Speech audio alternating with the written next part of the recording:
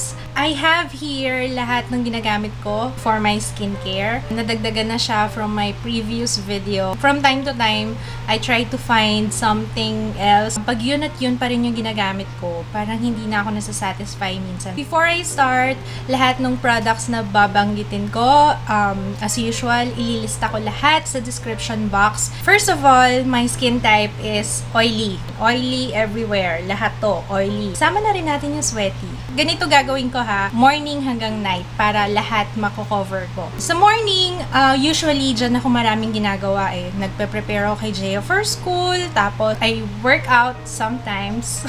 Basta morning kasi yun talaga ang pinaka-busiest hours for me. I wash my face first, and then kapag may nakikita akong dryness na minsan lang mangyari na merong dryness sa face ko, doon ako naglalagay ng moisturizer. Ang ginagamit ko is the Celatec facial moisturizer with triple moisturizing system.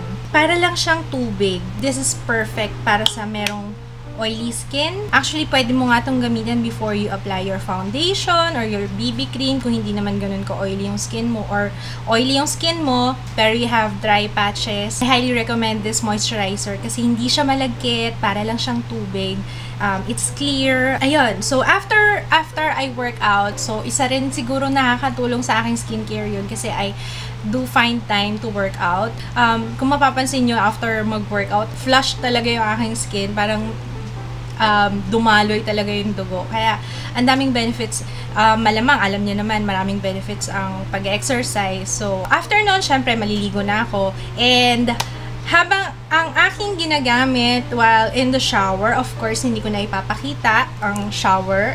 I use 2 different types of soap. Okay, before mag-react, kasi parehong whitening to. Yung iba gusto nagpapatan, okay lang yon. Yung iba gustong mas maputi, okay lang din yon. So it's really a personal preference. Parang yung mga girls na gusto short hair, yung iba gusto long hair, 'di ba? Wag tayong magtalo tungkol sa whitening, okay? Nauso lang talaga dito sa Pilipinas. Siguro kasi ito theory ko lang, white talaga yung skin nila. So parang hindi sila kontento. Ganun naman talaga yung tao, talaga hindi makontento eh, diba? So, nag-aim sila na maging darker or maging tanner. Sa atin naman, gusto natin maging lighter. Kulay talaga natin is kayumanggi, diba? So, there's nothing wrong with that. It's just a personal preference. Mag-react ka kung gusto nyo maging green, diba? First one is my Koji San soap. Meron akong review nito. Ang laking tulong nito sa akin, and it changed hindi naman it changed my life.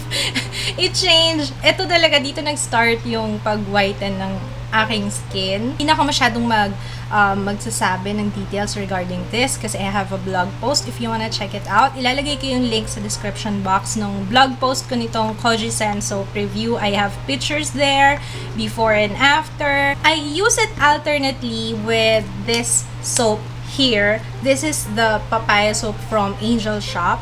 Kagaya rin siya ng Koji San kasi mabilis itong matunaw. Mabilis rin siya matunaw. So, ang ginagawa ko, inahati ko siya into 5 parts. Pag naubos na yung part na yung papalitan ko na siya ngayon ng Koji San. Yung Koji San naman yung gagamitin ko.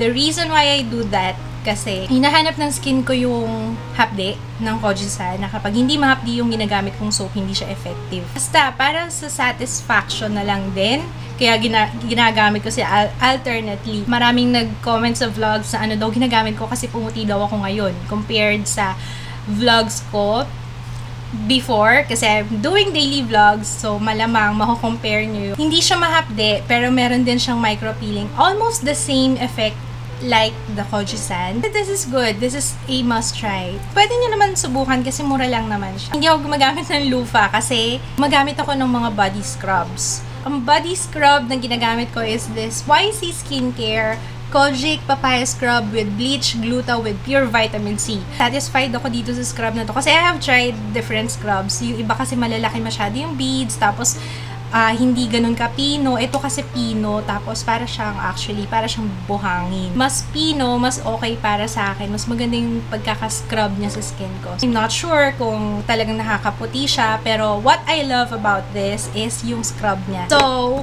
isama na rin natin yung ginagamit kong pang-scrub sa aking talampakan kasi ako ay isang babaeng makalyo. Ito, ang ginagamit ko. This is a pumice stone. I got this from Watsons. Dahil ako ay madalas mag-foot spa dati, parang naging reason yun kaya lalong kumapal yung kalyo ko sa paa. Ewan ko kung nasa genes din namin, pero makalyo yung aming paa. Hindi ko alam kung bakit. Nga pinagtataka ko kasi hindi naman ako madalas nakasapatos. Mostly nakasinelas, nakayapak, nandito lang naman ako sa bahay. Wala pang 50 pesos to, murang-mura lang sa Watsons. So habang nagsasabon ako, habang nakababad yung Kojisan or yung papaya soap sa katawan ko, ayun na, ini-scrub ko yung aking paa. Syempre, after maligo, dinadampi ko lang yung towel sa skin ko. And then after that, let's move on sa deodorant. Underarm Whitening Solution Plus Deodorant Antiperspirant. Ako na yata ang makikilala yung grabe magpawis yung kilikili. As in sobra talaga. As in, girl, sobra. Nasa aircon akong lugar.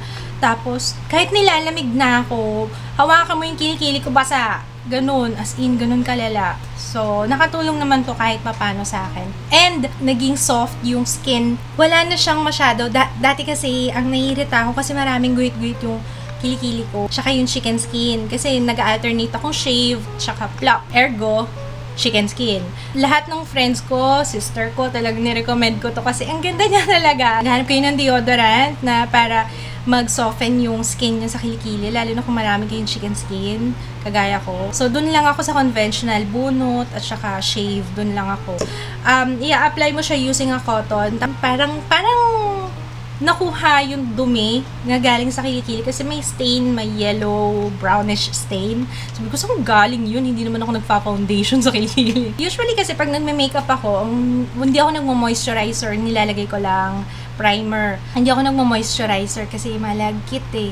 Kung yung sa iba okay, pero sa akin talaga hindi ako komportable. So, it works for me. Okay naman sa akin ng primer lang, kaya okay na yon. Kapag tinatanggal ko naman yung makeup ko, I usually start with, lalo na kapag ang ginamit ko is yung Revlon Color Stay, yung mga foundation na matte, yung mga ang hirap matanggal kapag hilamos lang ang ginawa.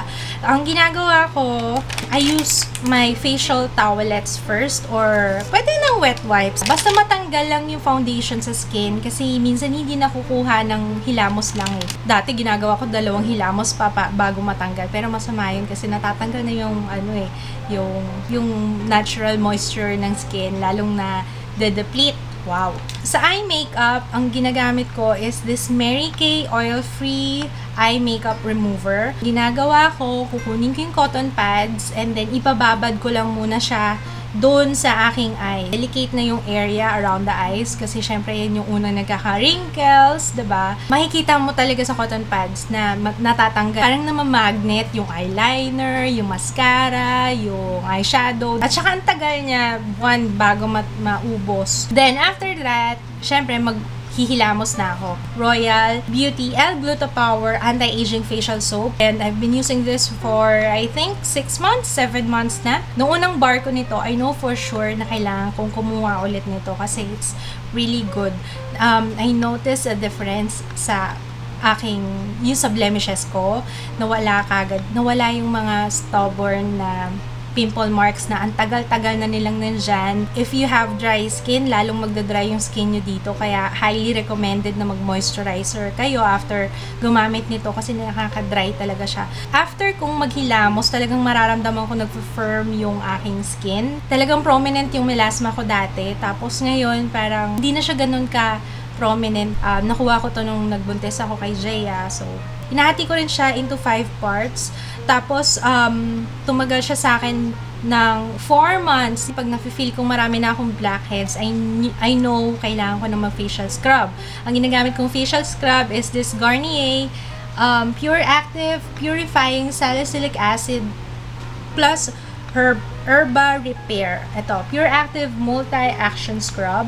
Madalang ko tong gamitin sa mga times lang na nafe-feel ko ng parang cactus na yung aking ilong. Ano na kasi, yun lang ang problema ko talaga, yung blackheads ko. Talagang sagana. Hitik ako sa blackheads, yung ilong ko. Nandun na tayo sa blackheads. Ang ginagamit ko, pantanggal ng blackheads ko. Iniwasan ko na yung Comedone extractor na binanggit ko dun sa aking previous skincare routine. Nanggigigil ako.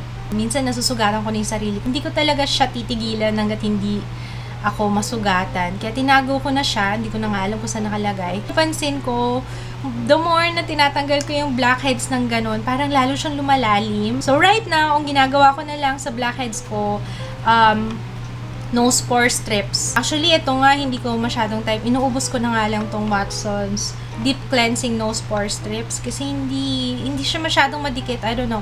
So, if you have suggestions ng magandang nose pore strips, please comment down below. I would love to know. After washing my face, ang gagawin ko na is my toner. Royal Beauty Pinkish Glow with Glutathione, Lycopene, and Arbutin Cleansing and Brightening Toner. Hindi ko to ginagamit everyday. Every other day ko siyang ginagamit. Pansin ko, kapag nung ginamit ko siya everyday, 3 araw sunod-sunod, ang puti kagad ng face. I really love this.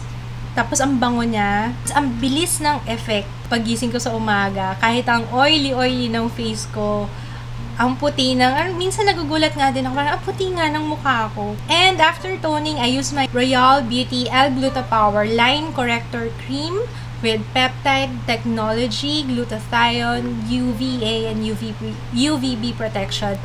Pwede nyo itong gamitin sa umaga, tsaka sa gabi. Pero ako, ginagamit ko lang siya sa gabi. Kasi alam niyo naman ako, ayoko nang malagkit sa umaga. Medyo malagkit kasi siya. Ako, I don't mind. Kasi pag matutulog naman ako, okay lang.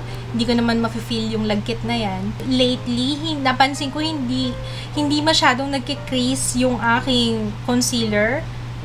I don't know kung merong pagbabago lang nagaganap sa aking skin dahil dito. Pero, yun lang ang napansin ko. Yun lang masasabi ko sa inyo na napansin ko na less na yung nag-crease, yung nagsisettle sa line sa aking under eye area. It's good. It's a good moisturizer. After mag-wash ng face, after mag-tone, kailangan talaga may ilalagay kang moisturizer or cream. So, ito yung ginagamit kong cream. So, ang ginagamit kong lotion is Vaseline. Yan, itong Vaseline Total Moisture ano ba? Ito ang ginagamit kong lotion, yung Vaseline na yan.